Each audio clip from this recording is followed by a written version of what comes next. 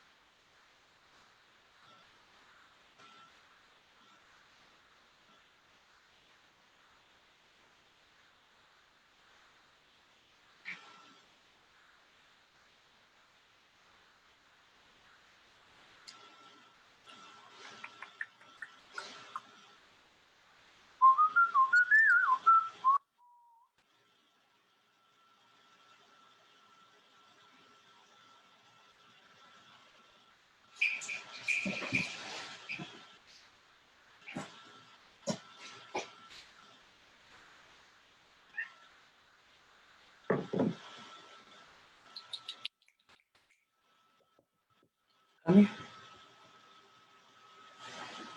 Man.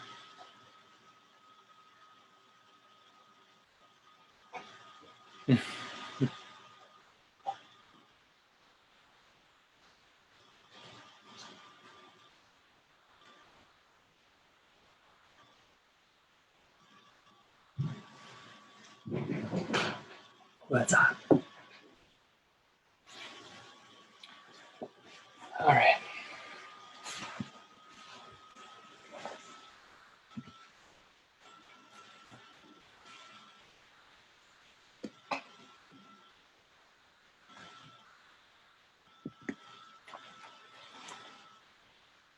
Let's be seen well.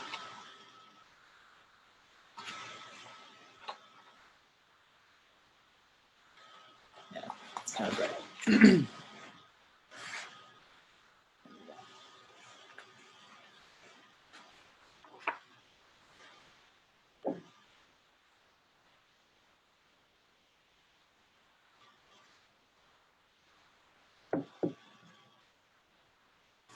All right, so last week we read the first half of Hope for the Flowers. What happened? Stripe the caterpillar met another caterpillar named Yellow, and they were climbing up a pillar of caterpillars to the sky. And there was something at the top. They weren't sure what it was going to be. There's a bunch of caterpillars. They met, they fell in love with each other, and they left the pillar because it was just chaos. And they went off and found their own home together. And then Stripe, the caterpillar, the main character, kept seeing the pillar of caterpillars far, far away, and decided that they wanted to go back to the pillar to find what was at the top, and left Yellow. So we ended on kind of a sad note last week. That's kind of where we're at. Stripe left, and Yellow's all alone. That's where we are. The first thing it says of this chapter is Yellow was desolate without Stripe. So let's see where this takes us.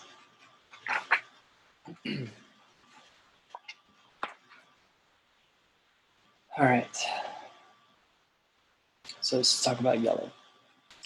She crawled daily to the pile looking for him, and returned home at night sad, but half relieved that she never saw him. If she had, she feared she might plunge after him knowing that she shouldn't. She felt like doing something, anything, rather than this uncertain waiting. What in the world do I really want, she sighed. It seems different every few minutes, but I know there must be more. Finally, she became numb and wandered away from everything familiar. Yellow.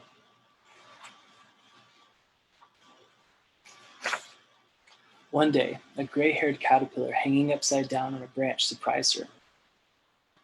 He seemed caught in some hairy stuff. You seem in trouble, she said. Can I help? No, my dear, I have to do this to become a butterfly.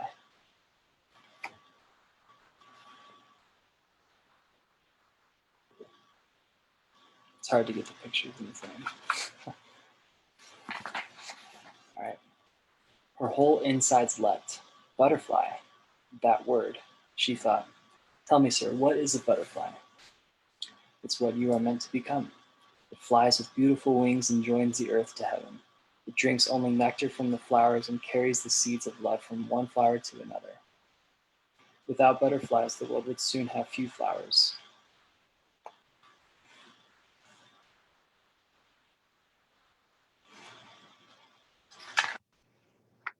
It can't be true, gasped Yellow.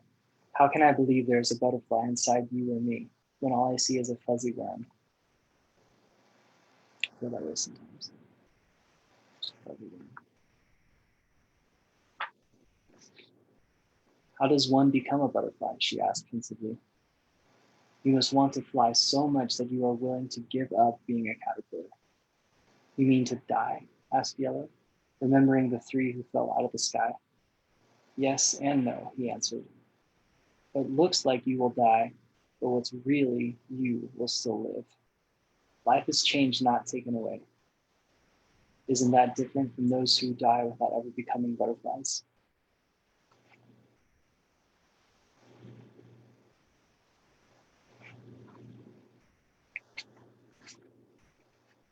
And if I decide to become a butterfly, said Yellow hesitantly, what do I do? Watch me. I'm making a cocoon. It looks like I'm hiding, I know, but a cocoon is no escape. It's an in-between house where the changes take place. It's a big step since you can never return to caterpillar life. During the change, it will seem to you or to anyone who might peek that nothing is happening, but the butterfly is already becoming. It just takes time.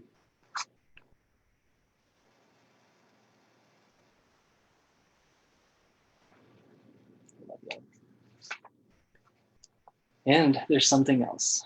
Once you are a butterfly, you can really love, the kind of love that makes new life. It's better than all the hugging caterpillars can do. Oh, let me go and get Stripe, Yellow said, but she sadly knew he was too far in the pile to possibly reach. Don't be sad, said her new friend. You can change. If you change, you can fly and show him how beautiful butterflies are. Maybe he will want to become one too.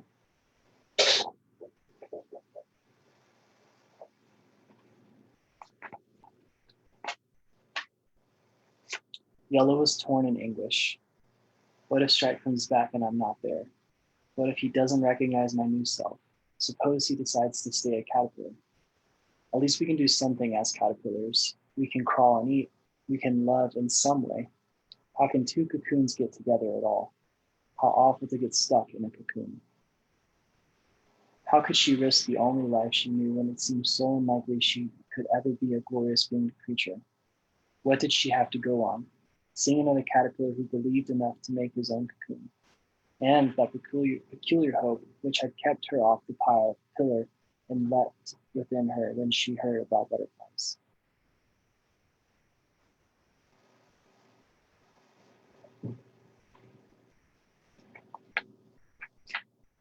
The gray-haired caterpillar continued to cover himself with silky threads. As he wove the last bit around his head, he called, "You'll be a beautiful butterfly. We're all waiting for you."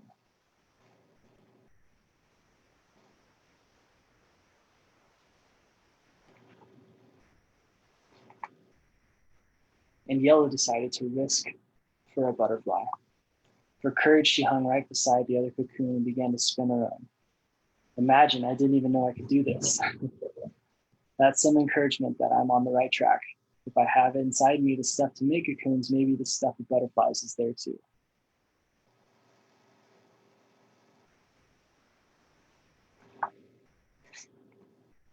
Chapter 5.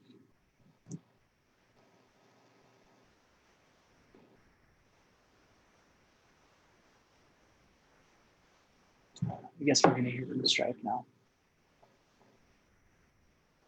Stripe made much faster progress this time. He was bigger and stronger since he had taken time out. From the beginning, he determined to get to the top. He especially avoided meeting the eyes of other crawlers. He knew how fatal such contact could be. He tried not to think of Yellow. He disciplined himself neither to feel nor to be distracted. I'm not sure where he's at in the chaos. He's in there.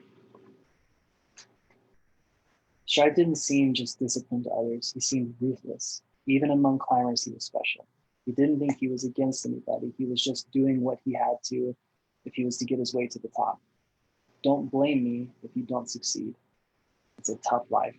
Just make up your mind, he would have said if any caterpillar complained. Then one day, he was near his goal. So you got crazy eyes right now. Stripe had done well, but when light finally filtered down from the top, he was close to exhaustion. At this height, there was almost no movement. All held their positions with every skill a lifetime of climbing had taught them. Every small move counted terribly.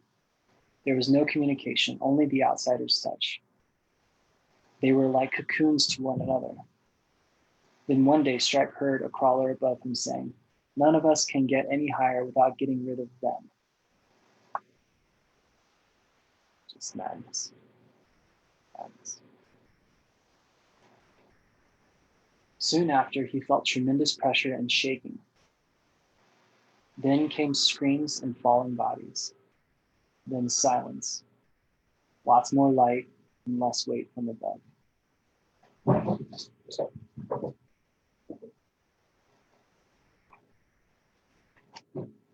Stripe felt awful with his new knowledge. The mystery of the pillar was clearing. He now knew what had happened to the 3 caterpillars. He now knew what must always happen on the pillar. Frustration surged through Stripe, but as he was agreeing this was the only way up, he heard a tiny whisper from the top. "There's nothing here at all." It was answered by another. "Quiet, fool. They'll hear you down the pillar." "We're where they want to get. That's what's here." Stripe felt frozen. To be so high and not high at all.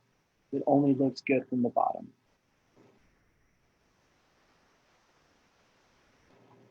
Next. The whisper came again. "Look over there, another pillar. And there too, everywhere." Stripe became angry as well as frustrated. "My pillar," he moaned. "Only one of thousands. Millions of caterpillars climbing nowhere. Something is really wrong, but what else is there?" His life with Yellow seemed so far away. That wasn't it either. Not quite.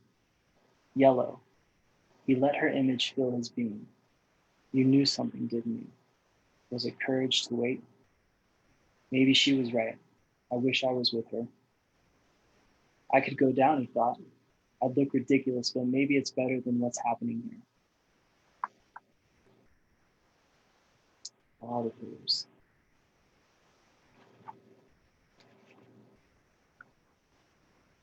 But Stripe's thought was interrupted by bursts of movement all over his level. Each seemed to be making a last effort to find some entry to the top, but with every push, the top layer tightened. Finally, one caterpillar gasped. "Unless we try together, nobody will reach the top. Maybe if we give one big push, they can't hold us down forever."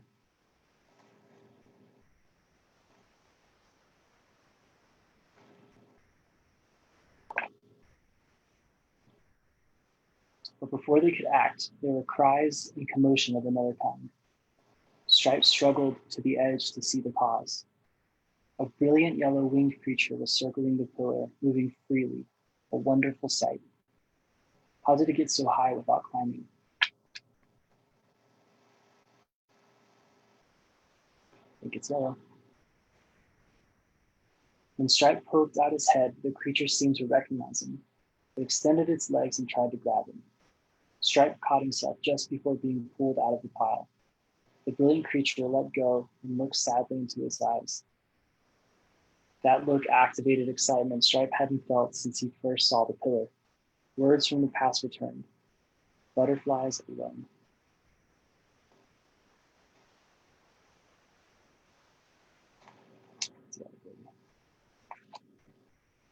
Is this a butterfly? And what did it mean? The top? They'll see.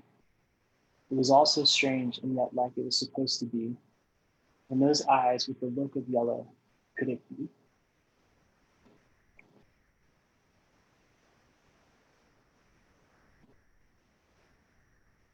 Such impossible thoughts, yet the excitement inside wouldn't stop. He grew happy. Somehow he could escape. He could be carried away. But as this possibility became real, something else grew inside. He felt he shouldn't escape like this.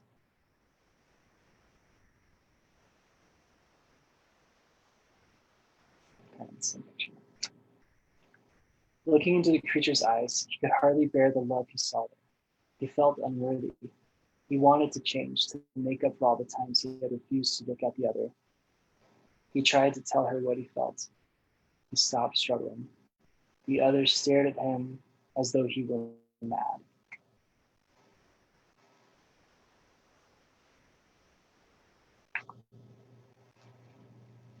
Chapter 6, Tea Break.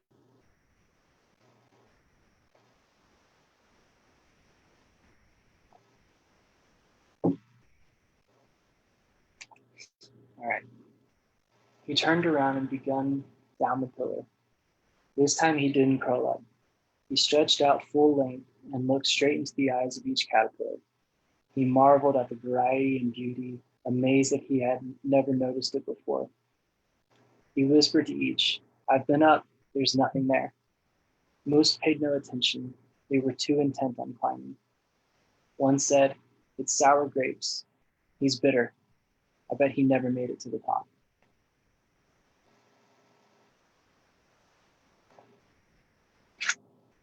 But some were shocked and even stopped climbing to hear him better.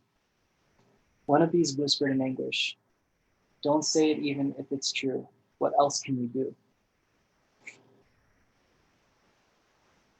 Ignorance is bliss.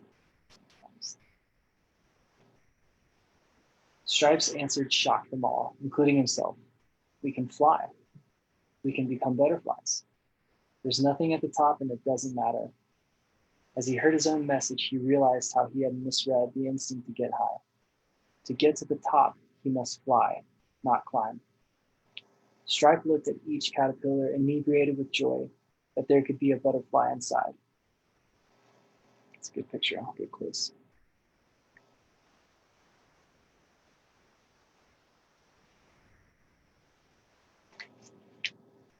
But the reaction was worse than before. He saw fear in eyes. They didn't stop to listen or speak. This happy, glorious news was too much to take, too good to be true. And if it wasn't true, the hope that lit up the pillar dimmed. All seemed confused and unreal. The way down was so immensely long. The vision of the butterfly faded.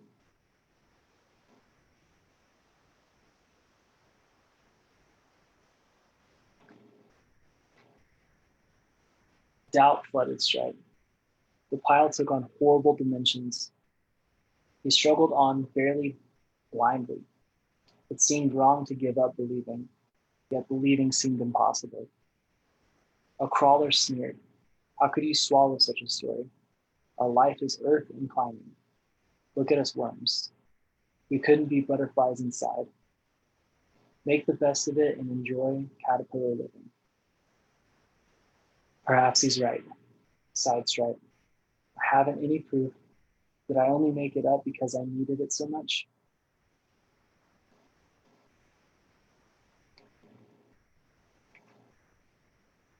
And in pain, he continued down, searching for those eyes which would let him whisper, "I saw a butterfly.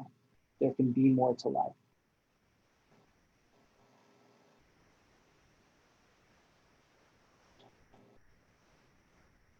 One day, finally, he was down.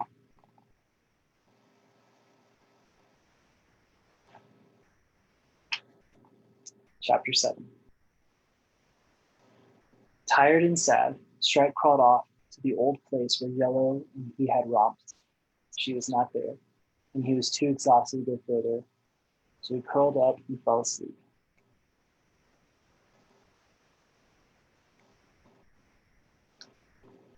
When he finally awoke, he found the yellow creature fanning him with wings of light. "Is this a dream?" he wondered.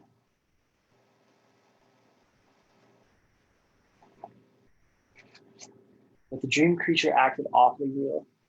She stroked him with her feelers and most of all looked at him so lovingly that he began to trust that what he had said about becoming a butterfly might be true.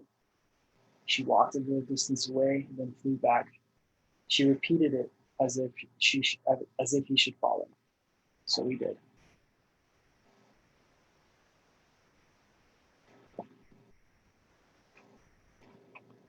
They came to a branch from which hung 2 torn sacks. The creature kept on inserting her head, then her tail, into one of them. Then she would fly to him and touch him.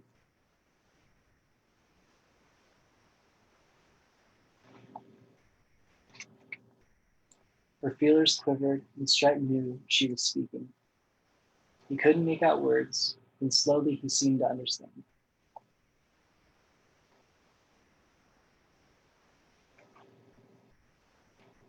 Somehow he knew what to do. So Stripe climbed again.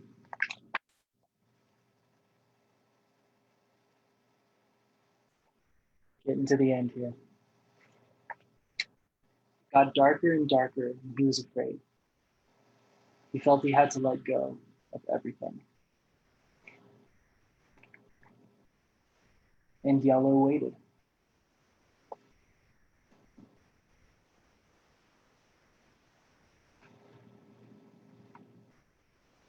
Until one day,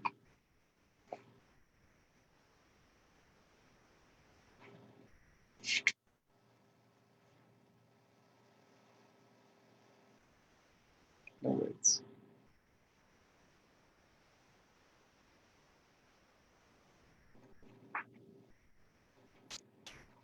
That's it.